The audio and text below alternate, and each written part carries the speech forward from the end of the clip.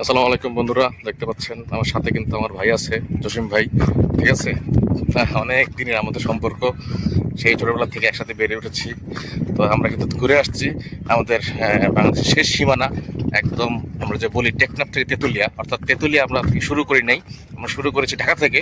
তো ঢাকা থেকে আমরা এখন কিন্তু টেকনাফে আছি, এবং টেকনাফের লাস্ট পয়েন্ট আমরা এখন চলে আসছি এবং হাঁটছি। তো ভাই, আপনার কেমন লাগছে? আলহামদুলিল্লাহ ভালো। এবং সর্বপ্রথম বলতে হয় যে আসলে আল্লাহ তাআলা এত সুন্দর সৃষ্টি যা আসলে চোখে না দেখলে বিশ্বাস করার মতো না।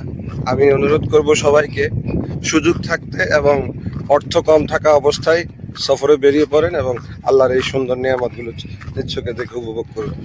ধন্যবাদ সবাইকে। হ্যাঁ, অসংখ্য ধন্যবাদ প্রিয় ভাই আমার। আসলে আমরা দেখেন, এই এত সুন্দর আল্লাহ যে নিদর্শন, সেটা কিন্তু আপনি এখানে সরাসরি না আসলে বুঝতে পারবেন না, এবং এটার যে অনুভূতি, এটা একমাত্র আপনি এখানে আসলে বুঝতে পারবেন। এটা বলে আসলে বোঝানো সম্ভব না।